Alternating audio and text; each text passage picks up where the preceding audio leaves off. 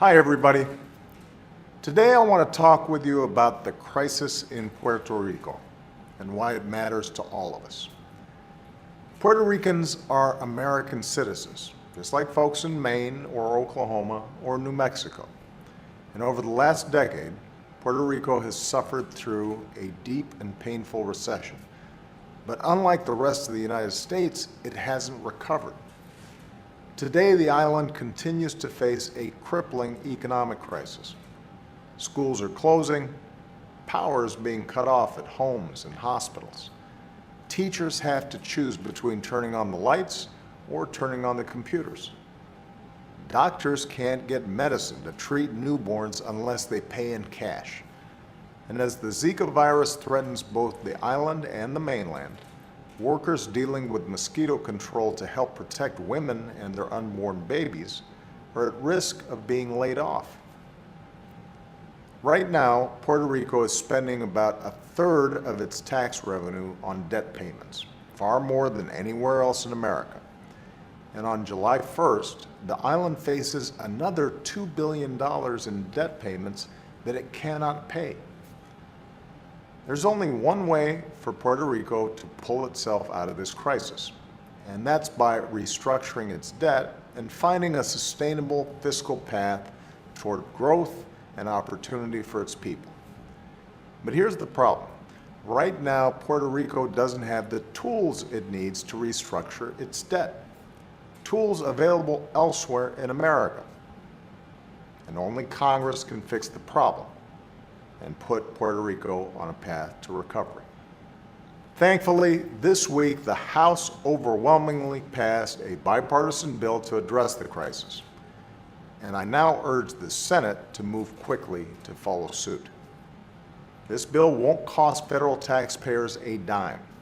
It doesn't include special interest bailouts, and it gives Puerto Rico the ability to restructure its debt, safeguard essential services, and provide important protections to public pensions that more than 300,000 folks rely on to retire with dignity. This bill also includes something else, a temporary system of oversight to help implement needed reforms and ensure transparency. I know that some folks in Puerto Rico are worried about this kind of oversight, but I've always insisted that any solution to this crisis has to respect the democratic rights of the people of Puerto Rico. And I'm committed to making sure that Puerto Ricans are well represented in this process so that we can be sure we're taking steps that are in the island's best interests. This bill is not a perfect solution. Nobody's saying it is. That's what happens in divided government. But it's the only option on the table to save Puerto Rico from spiraling out of control. And that's exactly what would happen if Congress fails to do its job. There's no question this is a trying time for folks in Puerto Rico. They've seen too many jobs lost and too many neighbors leave in search of better opportunity elsewhere. It's clear that it's time for Puerto Rico to chart a new course and make a fresh start. This bill is just a first step. We all have more work to do to make sure that the people of Puerto Rico receive the health care they deserve and the good jobs and economic opportunities they need to build a better future for their kids. And I want the people of Puerto Rico to know that my administration is committed to your success because you're vital to America's success.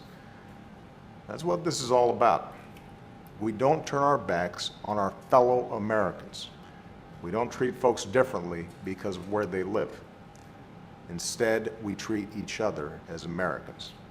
We come together, especially when it's hard. That's how we've always set ourselves on a course toward a brighter day. Thanks, everybody, and have a great weekend.